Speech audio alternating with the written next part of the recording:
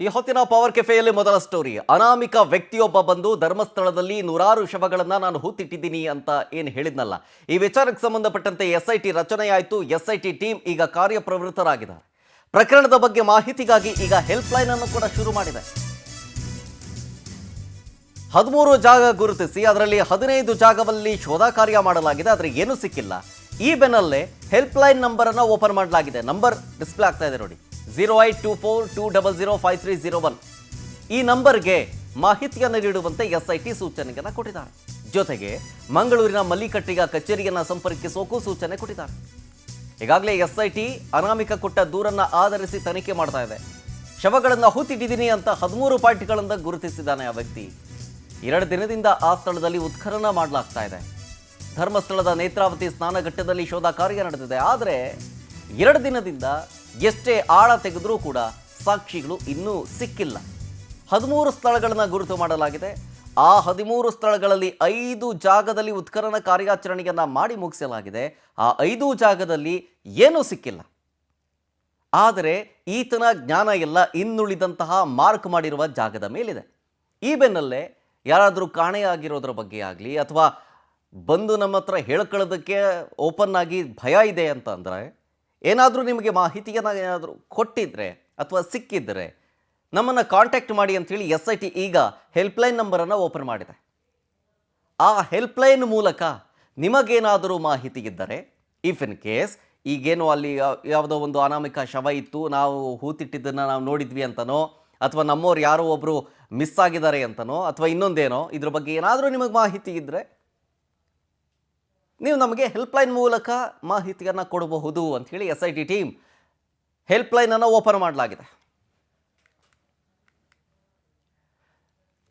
Details ಕೊಡ್ತಾರೆ ಇದ್ರ ಬಗ್ಗೆ ನಮ್ಮ ವಿಶೇಷ ಪ್ರತಿನಿಧಿ ಅರುಣ್ ಫೋನ್ ಸಂಪರ್ಕದಲ್ಲಿ. ಅರುಣ್, 13 ಸ್ಥಳಗಳನ್ನು ಆ ಅನಾಮಿಕ ವ್ಯಕ್ತಿ ಗುರುತು ಮಾಡಿದ್ದಾನೆ. 5 ಸ್ಥಳಗಳಲ್ಲಿ ಏನೂ ಸಿಕ್ಕಿಲ್ಲ. ಇನ್ನುಳಿದಂತಹ ಕಾರ್ಯ ಇವತ್ತು ಕೂಡ ಕಂಟಿನ್ಯೂ ಆಗುತ್ತೆ. ಈ ಬೆನ್ನಲ್ಲೇ ಹೆಲ್ಪ್ಲೈನ್ ನಂಬರನ್ನು ಓಪನ್ ಮಾಡಬೇಕು ಅನ್ನುವಂಥ ಆಗ್ರಹ ಕೂಗು ಕೇಳಿ ಬಂದಿತ್ತು. ಈ ಬೆನ್ನಲ್ಲೇ ಎಸ್ಐಟಿ ಈ ಒಂದು ಹೆಲ್ಪ್ಲೈನ್ ನಂಬರನ್ನು ಓಪನ್ ಮಾಡಿದೆ. ಈ ಮೂಲಕ ತನಿಖೆಗೆ ಯಾವ ರೀತಿ ಸಹಕಾರಿ ಆಗ್ಬೋದು ಹೆಲ್ಪ್ಲೈನ್ ಮೂಲಕ?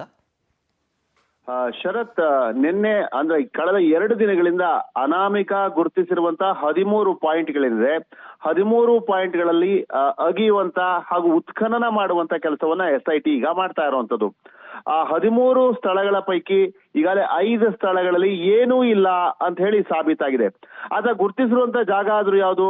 ಧರ್ಮಸ್ಥಳದ ನೇತ್ರಾವತಿಯ ಸ್ನಾನಘಟ್ಟ, ಅದರ ಆಸುಪಾಸಿನ ಪ್ರದೇಶಗಳಲ್ಲಿ ಆತ ಗುರುತಿಸಿಯಾನೆ. ಆತ ಹೇಳ್ತಿರೋದು ಈಗ 5 ಸ್ಥಳಗಳಲ್ಲಿ ಏನೂ ಸಿಕ್ಕಿಲ್ಲ ಅನ್ನೋ ಕಾರಣಕ್ಕೆ ಧರ್ಮಸ್ಥಳದಲ್ಲಿ ನೇತ್ರಾವತಿಯಲ್ಲಿ ಪ್ರವಾಹ ಬಂದು ಅವುಗಳು ಕೊಚ್ಕೊಂಡು ಹೋಗಿರಬಹುದು.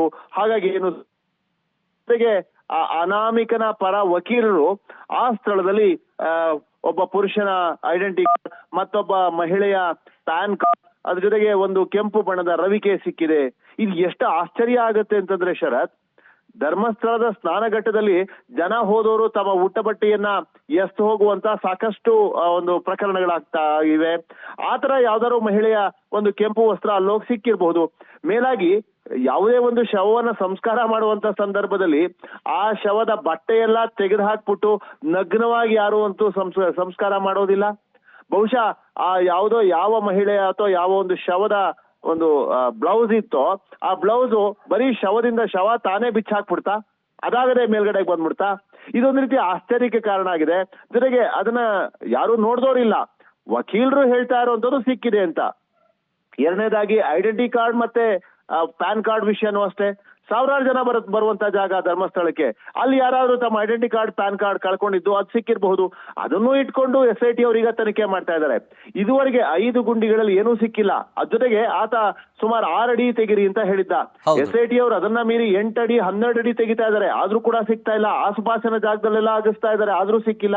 ಈಗ ಅಕಸ್ಮಾತ್ ಅಷ್ಟು ಜನಜಂಗುಳಿ ಇರುವಂತ ಜಾಗದ್ರಿಂದ ಯಾರಾದ್ರೂ ಒಬ್ರು ನೋಡಿರ್ಲೇಬೇಕಲ್ಲ ಆ ಶವ ಸಂಸ್ಕಾರ ಮಾಡಿದ್ದನ್ನ ಅಲ್ಲಿ ಮತ್ತೊಂದಲ್ಲಿ, ಅಥವಾ ಆತನ ಸಹಾಯ ಮಾಡಿದ್ದವರಾಗ್ಲಿ. ಇದೇ ಕಾರಣಕ್ಕೆ ಆಯ್ತು ಹೆಲ್ಪ್ ಲೈನ್ ಮಾಡಿ, ಅದಕ್ಕೆ ಜನ ತಮ್ಮ ಕರೆ ಮಾಡಿ ತಿಳಿಸ್ಲಿ ತಾವು ನೋಡಿದ್ದು ಅನ್ನೋ ಕಾರಣಕ್ಕೆ ಎಸ್ಐಟಿ ಅದು ಮಾಡಿದೆ. ಈಗ ಹೆಲ್ಪ್ ಲೈನ್ ಮಾಡಿದೆ. ಅಂದ್ರೆ ಎಲ್ಲಾ ಸಾಧ್ಯತೆಗಳನ್ನ ಕೂಡ ಓಪನ್ ಮಾಡಿದ್ದಾರೆ. ಆ ಅನಾಮಿಕನಿಗೆ ಸಹಾಯ ಮಾಡಿದವರಾಗ್ಲಿ ಅಥವಾ ಶವ ಸಂಸ್ಕಾರವನ್ನ ಮಾಡಿದ್ದನ್ನ ಕಣ್ಣಾರೆ ಕಂಡವರಾಗ್ಲಿ ಯಾರಾದ್ರೂ ಮಾಹಿತಿ ಕೊಟ್ರೆ ಅದರಿಂದ ಉಪಯೋಗವಾಗಬಹುದು ಅನ್ನೋದು SIT ಯ ಉದ್ದೇಶವೂ ಆಗಿದೆ. ನೋಡ್ಬೇಕು ಈಗ ಜನ ನಿಜವಾಗ್ಲೂ ಆತ ಅಷ್ಟೊಂದು ಪ್ರಮಾಣದಲ್ಲಿ ಶವ ಸಂಸ್ಕಾರಗಳನ್ನ ಮಾಡಿದ್ದೇ ಆದಲ್ಲಿ ಅದನ್ನ ಕಂಡೋರು ಕೇಳಿದವರು ಇದ್ದೇ ಇರ್ತಾರೆ. ಅವರು ಸಾಕ್ಷಿಗಳಾಗಿ ಮುಂದೆ ಬರುವಂತ ಸಾಧ್ಯತೆಗಳಿರುತ್ತೆ. ಅವರು ಸಾಕ್ಷಿಗಳಾಗಿ ಬಂದಲ್ಲಿ ಮಾತ್ರ ಈ ಒಂದು ಕೇಸ್ಗೂ ಅರ್ಥ ಆಗುತ್ತೆ. ಶರತ್, ಥ್ಯಾಂಕ್ ಯು ಅರುಣ್, ಡೀಟೇಲ್ಸ್ಗಾಗಿ.